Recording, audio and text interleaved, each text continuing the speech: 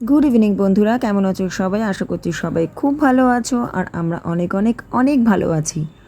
তো অনেক দিন পর চলে এলাম আরেকটা নতুন ব্লগ নিয়ে। থাম্বনেল দেখে তোমরা বুঝতেই পেরে গিয়েছো কি আজকে কিসের ওপর ব্লগটা দিতে চলেছি। হ্যাঁ, রিসেন্টলি আমরা ঘুরে এলাম তারাপীঠ আর শান্তিনিকেতন। তো সেই ব্লগটা নিয়ে হাজির হলাম তোমাদের সামনে। আজকের ভিডিওতে থাকবে শুধুমাত্র তারাপীঠের ব্লগ, আর তারপরের ভিডিওতে দেবো আমি শান্তিনিকেতনের ব্লগ। তো তারাপীঠের ব্লগটা তোমরা দেখতে থাকো, আশা করি তোমাদের ভালো লাগবে। প্লিজ তোমরা ভিডিওটা একটু স্কিপ করো না, পুরোটা দেখো। ভোরবেলা 7:20 সময় শিয়ালদাহ থেকে আমাদের ট্রেন ছিল মা তারা এক্সপ্রেস। তো সেই দেখো শিয়ালদাহ স্টেশনে আমরা পৌঁছে গিয়েছি এবং এখানে ট্রেনও এসে পড়েছে। আমরা 3টি পরিবার গিয়েছিলাম একসাথে ঘুরতে।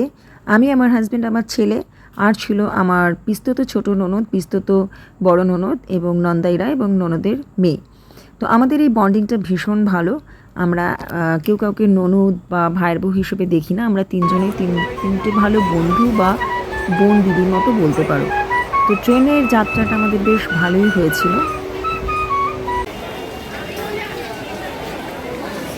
বাবা গো বাবা, চলো। প্রায় 4 থেকে 4.5 ঘন্টা যাত্রা করার পর আমরা তারাপীঠ স্টেশনে এসে পৌঁছেছি। তারাপীঠ স্টেশনটাও ঠিক মা তারার মন্দিরের আদলেই তৈরি। তারাপীঠ যদিও বা এই নিয়ে আমার 3বার আসা হলো, কিন্তু যতবারই আসি মন ভরে না। আমরা এখানে ভিকি গেস্ট হাউসে ছিলাম এবং আমাদের 3টি পরিবারের জন্য 3টি এসি রুম বুক করা হয়েছিল।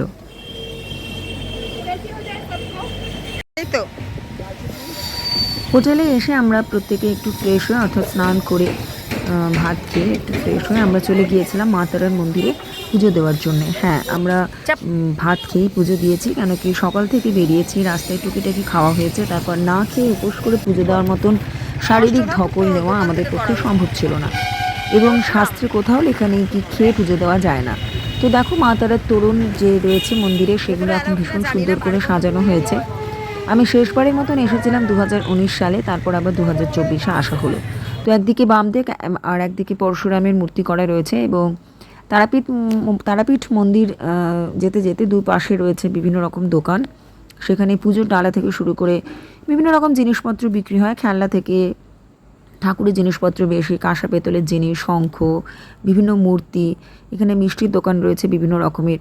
তো আমরা দুপুরবেলা কিন্তু পুজোর উদ্দেশ্যে রওনা হয়ে গিয়েছিলাম এবং আমাদের পুজো ভীষণ ভালোভাবে হয়েছিল। একদম সামনে থেকে মাকে আমরা আরাধনা করতে পেরেছি, মায়ের চরণে আলতা দিয়ে আমরা তাকে পুজো করতে পেরেছি। কিন্তু যেহেতু মন্দিরের ভেতরের গর্ভগৃহের ভিডিও বা ফটো তোলা বারণ আছে, তাই জন্য আমি মায়ের ছবি এখানে তুলে ধরতে পারিনি, কিন্তু মন্দির চত্বর এবং মন্দিরের ছবি আমি যতটা পেরেছি তোমাদের জন্য তুলে ধরেছি।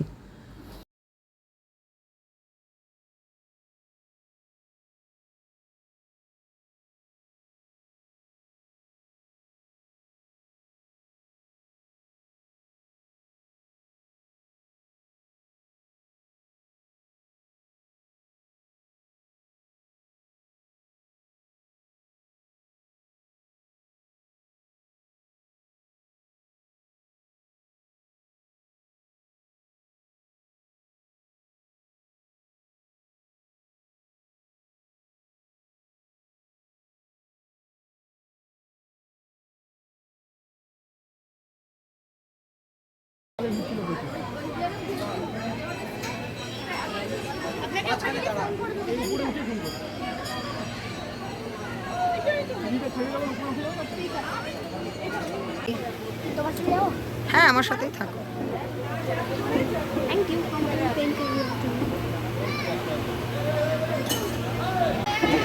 এগো এগো বাবা, ডালিটা যা ভারী।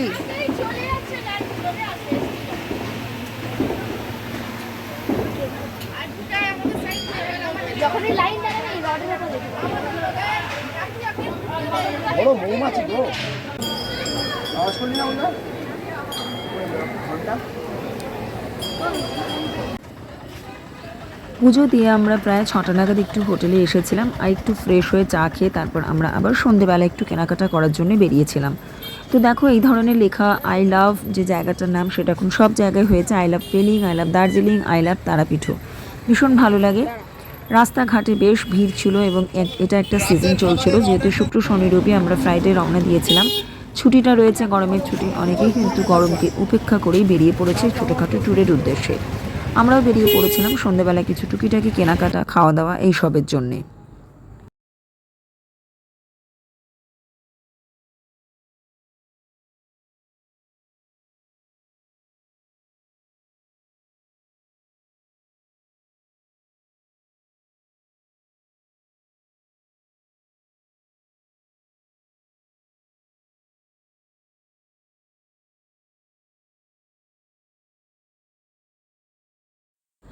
বীরভূম ডিস্ট্রিক্টের মিষ্টি যে বিখ্যাত, আর তারাপীঠ আর এইসব জায়গাকার মিষ্টি যে বিখ্যাত সেটা আমরা সকলেই জানি। মিষ্টির সাইজগুলো হয় ভীষণ বড় বড়, ল্যাংচা, তারপরে হচ্ছে রসগোল্লা, কালো জাম, ম্যাঙ্গো রসগোল্লা, এই সমস্ত।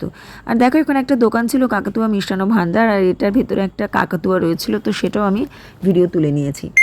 তারপর আমরা একটু আধটু খাওয়া দাওয়া করে আমরা একটু কেনাকাটা করেছি। আমি ঠাকুরের বেশ কয়েকটা জিনিস কিনেছি, যেরকম পঞ্চপ্রদীপ, বড় একটা ঘণ্টা, আর আমি কিনেছি চন্দন পাটা এবং চন্দন কাঠ। আর আমার ছেলে অবভিয়াসলি কিছু পেন কিনেছে, খেলনা কিনেছে, এই সমস্ত কিছু। এটা হচ্ছে তার পরের দিন সকালবেলা, অর্থাৎ শনিবার সকালবেলা ভোরবেলা ঠিক 6টার সময় আমরা বেরিয়ে পড়েছিলাম মুন্ডুমালিনী তারামায়ের মন্দিরে। তারাপীঠ মন্দিরের ঠিক কাছেই, বেশি দূরে নয়, এই মুন্ডুমালিনী মায়ের একটা মন্দির রয়েছে। মন্দিরটা এত সুন্দর, এত শান্ত, এত স্নিগ্ধ দেবী মূর্তি, আমি যেন এর আগে কোথাও দেখিনি। এটা একটা শ্মশান এবং এখানে সুন্দর সুন্দর মায়ের বিভিন্ন রকম রূপ রয়েছে। তবে এখানে এক মা কালী ছিল, যে রূপের কিন্তু ছবি আমি তুলতে পারিনি, যে শ্মশান কালীর। যতটুকু পেরেছি আমি তোমাদের জন্য তুলে ধরার চেষ্টা করেছি। ছবি তোলা যেখানে নিষেধ থাকে, আমি কিন্তু জোর করে সেখানে কোনোভাবেই ছবি তুলি না। এটা আমার মনে হয় সেই স্থানটিকে অপমান করা হয়। তো জায়গাটা দেখো, ঘুরে দেখছি আমি আমাদের চোখ দিয়ে, তোমরাও দেখো। গতকাল মা তারাকে পুজো দেওয়ার পর আমরা মহাশ্মশানও ঘুরতে গিয়েছিলাম এবং সেখানে মহাশ্মশান পরিদর্শন করার সময় আমি একটুও ভিডিও করিনি। আমাকে আমার বাড়ির লোক বারণ করেছিল, তাই জন্য তাদের সম্মান রক্ষার্থে আমি কোনোরকম কোনো মহাশ্মশানের ভিডিও করিনি। তারাপীঠ হচ্ছে কিন্তু সিদ্ধপীঠ, আমরা প্রত্যেকেই জানি। এটা কিন্তু কোনো মহাপীঠ নয়, এটা হচ্ছে সিদ্ধপীঠ। বামদেব, বামাচরণ এখানে মা তারাকে পুজো করে এবং উপাসনা করে তাকে সিদ্ধলাভ করেছিলেন, অর্থাৎ তাকে জাগিয়েছিলেন এবং তার কৃপাধন্য হয়েছিলেন। 51 পীঠের এক পীঠ কিন্তু এখানে খুব কাছেই রয়েছে, নলহাটেশ্বরী, যেখানে দেবী সতীর নলি অর্থাৎ গলার কণ্ঠটা পড়েছিল। তো সেখানে আমি গতবার গিয়েছিলাম, এবার আর যাওয়া হয়নি। ভবিষ্যতে কখনো যদি আবার যাবার সুযোগ হয় তোমাদের সাথে নিশ্চয়ই শেয়ার করব। এখানে পুজো দেওয়ার পর, এখানে মাকে আরাধনা করার পর আমরা হোটেলে ফিরে গিয়ে একটু টিফিন করে বেরিয়ে পড়েছিলাম শান্তিনিকেতনের উদ্দেশ্যে। তো এর পরের যে ব্লগটা থাকবে বন্ধুরা, সেটা হচ্ছে শান্তিনিকেতন ট্যুর। ছোটোর মধ্যে তোমাদের জন্য আমি ব্লগ নিয়ে এলাম, আশা করি তোমাদের ভালো লাগবে। তোমরা ব্লগ প্লিজ দেখতে থাকো। কোনো রকম কোনো সাজেশন দেওয়ার থাকলে আমাকে তোমরা কমেন্টস করে জানাও। ভালো লাগুক খারাপ লাগুক, যা মন্তব্য করার তোমরা প্লিজ আমাকে কমেন্টস করো, লাইক করো, শেয়ার করো। আর যারা নতুন দেখছো তারা আমার চ্যানেলটাকে সাবস্ক্রাইব করে আমার বন্ধু হয়ে যেও। দেখা হচ্ছে নতুন একটা ব্লগে, ততক্ষণ সবাই খুব ভালো থেকো, মা তারার কৃপায় সকলে শান্তিতে থেকো। দেখা হচ্ছে পরের ব্লগে। এই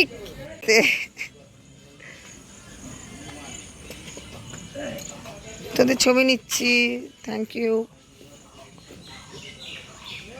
মোবাইলটা দেখে ক্যামেরায় পোজ দিতে চলে এলো নাকি ওরা আমার কাছে? ও বাবা, হনুমানজি, হনুমানজি রাখা সব ওখানে, ওনার সাজানো হয়েছিল কোনো সময়। ও এটা কি দ্বারকা নদীর তীরে শ্মশান? হ্যাঁ, এটা আগে শ্মশান নিয়ে এটার সঙ্গে গঙ্গার কানেক্ট ছিল, কিন্তু এখন বৃষ্টি আগের হয়েছে বলে মানে এরকম জল আগে হয়েছে।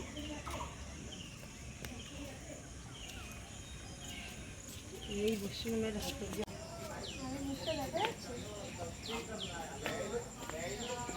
আহা হা, কি সুন্দর।